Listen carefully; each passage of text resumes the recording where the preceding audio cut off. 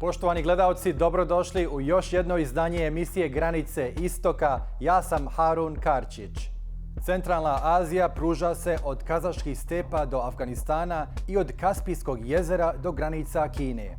Dugo vremena je ta regija bila arena za veliku igru, prvo između Ruskog i Britanskog carstva, da bi se nakon pada komunizma uključile Sjedinjene Američke Države, Evropska unija, Kina, Turska i Iran. Posljednjih godina Centralno-Azijske republike pojavile su se kao neovisni faktori u regiji kojom je Moskva dominirala većim dijelom 20. stoljeća. Strateška lokacija Centralne Azije, kao i obilne energetske i vodene zalihe, privlače pažnju velikih sila i međunarodnih korporacija, a to stvara natjecanje i određene tenzije. U ovom izdanju emisije analiziramo stratešku važnost Centralne Azije te kakav utjecaj žele Rusija, Kina i Turska u tom dijelu svijeta. Prije razgovora sa našim gostima pogledajmo uvodnu grafiku.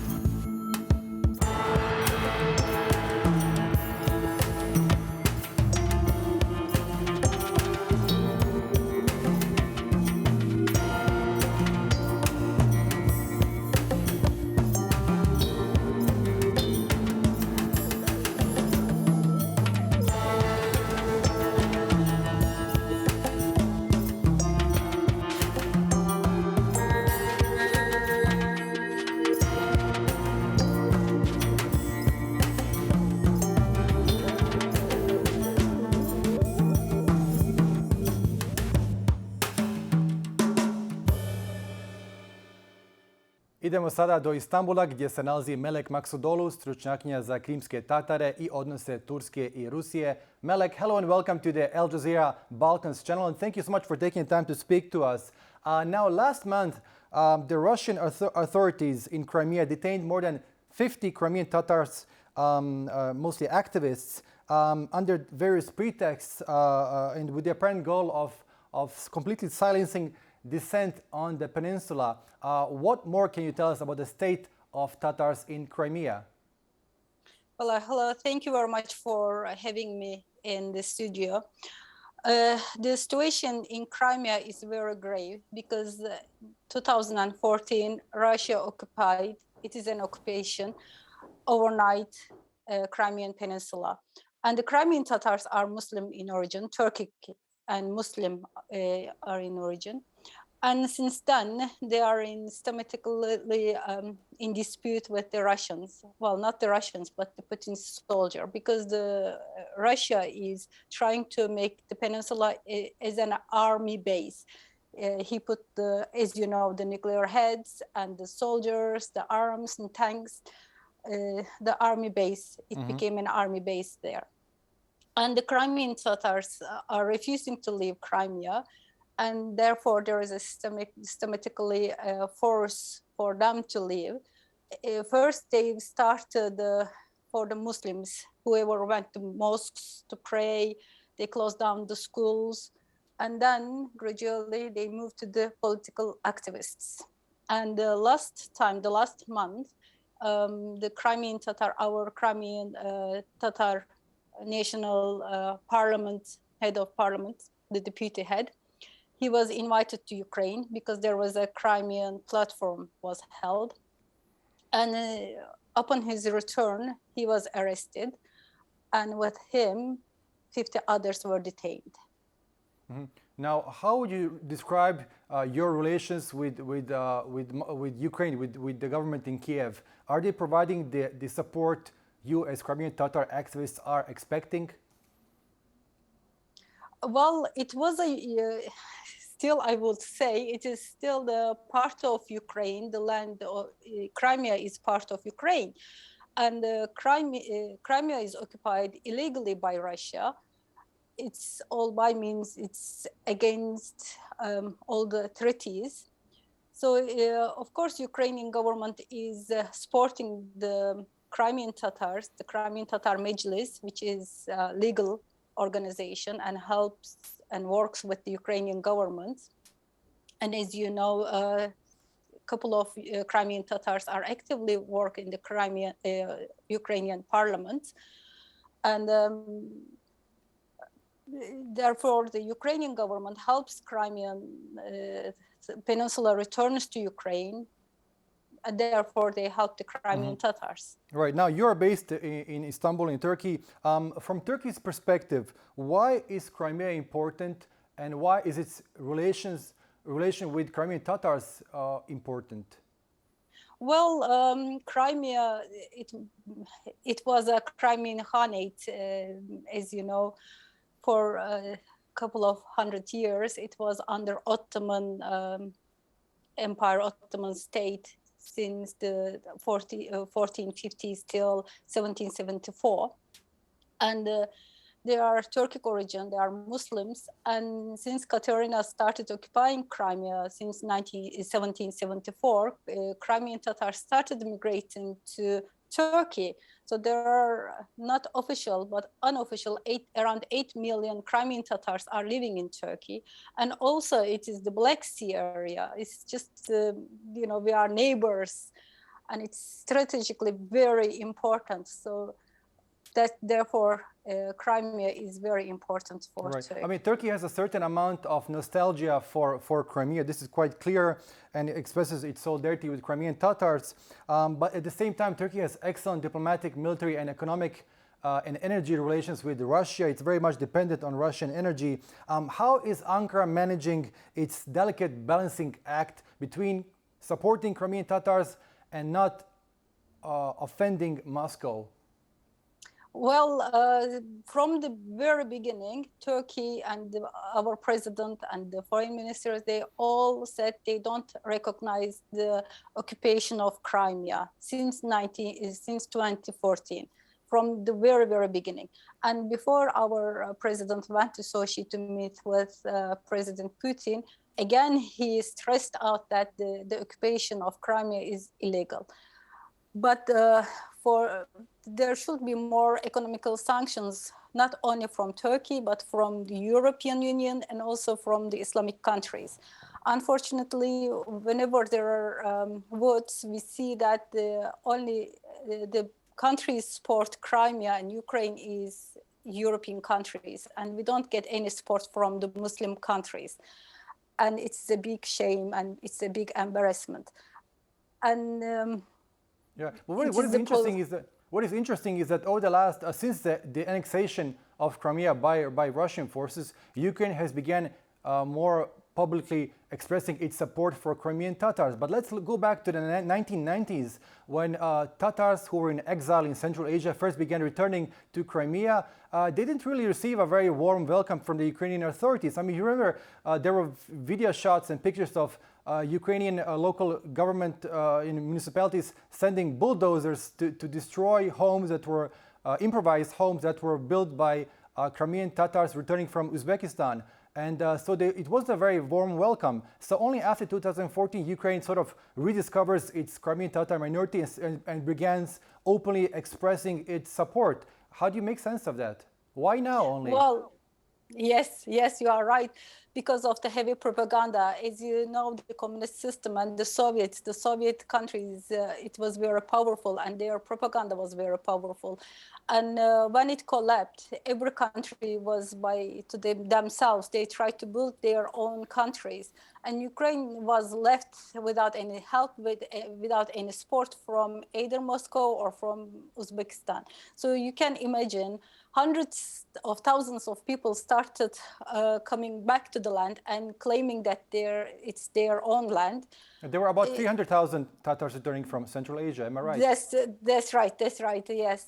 And the inflation was really high. Uzbek government didn't help, and whatever the Crimean Tatars had, it was all their own means. They sold their own houses, they sold their own whatever properties they had, and it was only for the plane ticket to come to Crimea. And when they came to Crimea, they didn't say, look, this house belongs to me. They just said, give us land. Now, because the Soviet authorities registered you here, they gave you those houses. It used to belong to us, but we can't put you in the streets, but right. Just give us some places to live. But the Ukrainians were afraid because of the propaganda that the barbars were coming and they are grabbing their homes and the lands back. So it was all heavy propaganda. And when they saw that they are very civilized, they are very helpful, they are cooperative, they started helping. And then towards the end of 90s and the beginning of 2000s, and when I visited the Han Sarai, you could see that they started to employ the Crimean Tatars. They started giving the opportunities for them, Crimean Tatars, to practice their cultural activities, their dances, their schools, their national schools as well, their libraries. So there were so much development were going on. Right. Melek Maksudoglu, it was a pleasure speaking to you. Thank you so much for your time. Thank you very much. Thank you very much for having me. Sjedinjene Američke Države su uspostavile vojno prisustvo u Centralnoj Aziji nakon napada 11. septembra 2001. godine. Jedna baza je formirana u Uzbekistanu, 145 km sjeverno od afganistanske granice, koja je funkcionisala do 2005. godine, a druga baza, zračna baza u Manas u Kyrgyzstanu, koja je prestala s radom 2014. godine. U proteklih 15 godina Tadžikistan i Uzbekistan ostali su važni centri za logističku podršku vojnim operacijama u toj regiji. Od 2001. do 2007. godine na aerodromu u Dušanbeu bili su stacionirani francuski borbeni avioni Mirage 2000 i tankeri C-135F kako bi pružali podršku operacijama u Afganistanu. Tadžikistan je od 2001. do 2019. godine dobijao i vojnu pomoć od SAD-a. Ipak, Moskva ostaje glavni vojno-sigurnosni partner Dušanbeja. U Tadžikistanu se nalazi 201. vojna baza u kojoj je raspoređeno više od 5000 ruskih vojnika. Rusija ima više sigurnosnih interesa u Centralnoj Aziji. Također strahuje od razbuktavanja trgovine opijumom i heroinom, narkoticima koji se proizvode u Afganistanu. Države Centralne Azije pretrpjele su 1990-ih te 2000-ih godina nestabilnost i niz bombaških napada. Sa razlogom danas strahuju od ponavljanja takvih scenarija i prelijevanja sukoba iz Afganistana. Stoga Moskva, koja smatra Centralnu Aziju svojim dvorištem i sferom utjecaja, jača vojnu saradnju sa Uzbekistanom i Tadžikistanom. Rusija nije zaboravila decenijski rat koji je Sovjetski savez izgubio protiv afganistanskih pobunjenika između 1979. i 1989. godine. Iako su interesi Moskve u Afganistanu skromni, nestabilnost u toj zemlji mogla bi se preliti na bivše Sovjetske republike. Turska nastoji produžiti svoju ulogu i djelovanje u Afganistanu. Ankara također ima snažne kulturološke veze sa turkijskim etničkim skupinama, Tadžicima, Turkmenima i Uzbecima, kao i razvijene trgovinske odnose. Interesi Kine u Afganistanu su i ekonomski i sigurnosni. Nakon povlačenja SAD-a iz Kabula, kineske kompanije su pohrlile da iskoriste rudarski potencijal Afganistana. Kineska vlada ima dodatan razlog za upletenost u Afganistan. Naime, ta zemlja se nalazi na ključnom raskršću za kinesku inicijativu Pojas i put, koja obuhvata projekte iz trgovine i infrastrukture. Poput Moskve i Peking brine da bi se Afganistan mogao upotrijebiti kao utočište za militante u regiji, naročito one povezane sa Ujgurima u Xinjiang pokrajini. Idemo sada do Londona gdje se nalazi Alex Kokcharov, analitičar za politički rizik u firmi IHS Markit. Alex, hello and welcome to the Al Jazeera Balkans channel. Thank you so much for taking the time to speak to us. Now, first of all, can we even talk about a renewed Russian interest in Central Asia following the U.S. Withdrawal from Afghanistan, bearing in mind that Russia has been very much present in Central Asia for over a century. I mean, what has changed now? Well, the key change is the perception of increased security risks to the states which were part of the Soviet Union before 1991. This particularly includes Tajikistan, which survived through a civil war of its own in the 1990s, Right.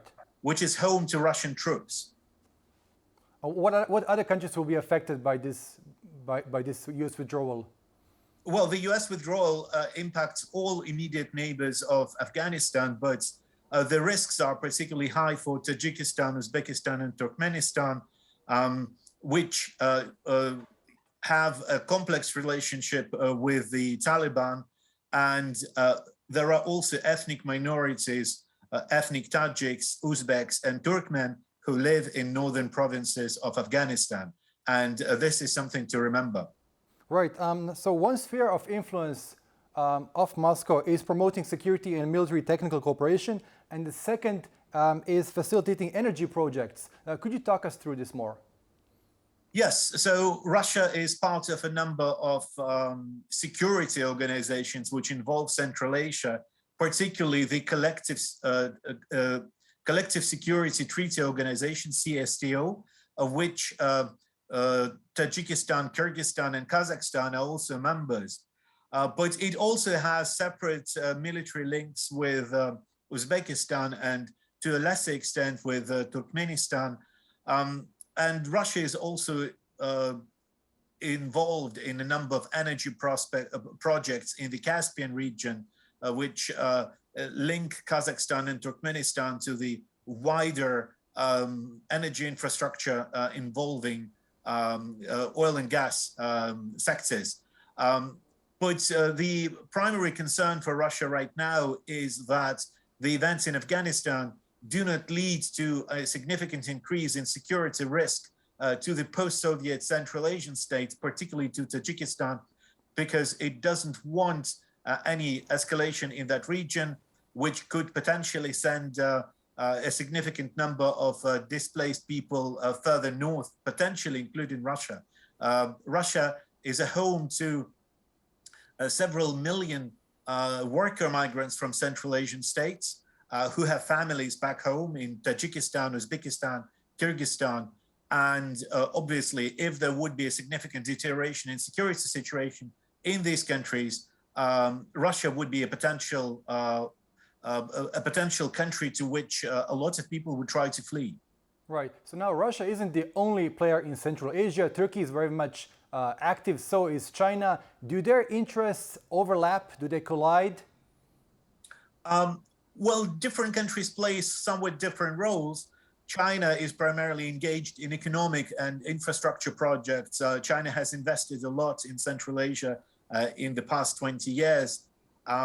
Turkey played a smaller role, but Turkey's private sector has been very active in a number of sectors, particularly in construction, in a number of Central Asian states. So typically, they do not necessarily compete. And as we've seen in the past, Russia and Turkey, while they have a very complex relationship, they can work together in those areas where they can actually gain, which is beneficial to both parties. We've seen this in Syria, we've seen this in South Caucasus, so I don't think that there would be significant issues with this in Central Asia. I think there will be room for cooperation, even if there is obviously some competition as well.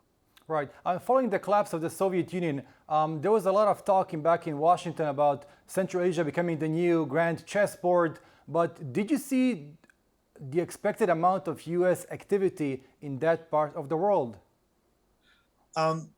After the Soviet Union broke up in 1991, about 30 years ago, obviously these new emerging countries became of interest to multiple players. But we've seen that many of the hopes were not realized, and this is largely due to geographical factors, These states are landlocked. They are isolated from the rest of the globe. And while there was an interest for many countries to be more involved in this region, and this includes the United States, we haven't seen much, to be honest. After 9/11, there was some military presence by the US in the region, but it was Like in Uzbekistan and in Tajikistan, yeah. It was in Uzbekistan and in Kyrgyzstan, but it was very much short term, and we haven't seen an establishment of longer term contacts. But again, now with the situation in Afghanistan changing, we see that these countries are becoming important to other global players. Next week, President Rahmon of Tajikistan is heading to Paris. And this is an event which would have been potentially unthinkable just a few years ago because of the issues relating to human rights and democracy in Tajikistan. But now, because Tajikistan is next to Afghanistan and has probably the most difficult and complex relationship with the Taliban out of all immediate neighbors, now Tajikistan is important suddenly again. And it makes it important to global players, including in Europe and elsewhere. Now, what kind of relationship does Russia want to have with the Taliban? I mean, what I noticed over the past couple of weeks is that they want to talk to the Taliban, but at the same time, they're very cautious and they are worried about a spillover effect of hostilities from Afghanistan to neighboring countries. I think Russia is attempting to build a very careful line. On the one hand, they want to engage with the Taliban diplomatically, and it was just reported that Russia plans to invite representatives of the Taliban government in Kabul for talks in Moscow on 20th of October. But at the same time, we've seen that Russia has been increasing its defense preparedness in Tajikistan. Just this month, Russia will be leading 3 joint CSTO military exercises in Tajikistan, very close to the Afghan-Tajik border. It has deployed new military hardware, including armored vehicles, and will be deploying more tanks to Tajikistan later this year. So we see that Russia is building diplomatic rapport with the new Taliban government in Afghanistan, but at the same time, it is making preparations to improve defensive capabilities north of Afghanistan, particularly in Tajikistan. Right, Alex, it was a pleasure speaking to you. Thank you so much for talking to us. Thank you. I dok Kazahstan i Turkmenistan posjeduju velike zalihe nafte i prirodnog plina, Kyrgyzstan i Tadžikistan imaju obilje jednog drugog vitalnog resursa, to jeste vode. Iako su zemlje Centralne Azije članice brojnih regionalnih, ekonomskih i sigurnosnih organizacija, među njima je više sukoba nego saradnje. Ekonomska povezanost im je slaba, a brojni su i sporovi oko državnih granica. Strane sile upravo instrumentaliziraju postojeće podjele kako bi svaka produbila svoje interese u toj regiji. Poštovani gledalci, bilo je to sve u ovom izdanju emisije Granice Istoka. Ako ste propustili bilo koji dio, emisiju možete pregledati na našoj web stranici balkans.aljazeera.net. Hvala na pažnji.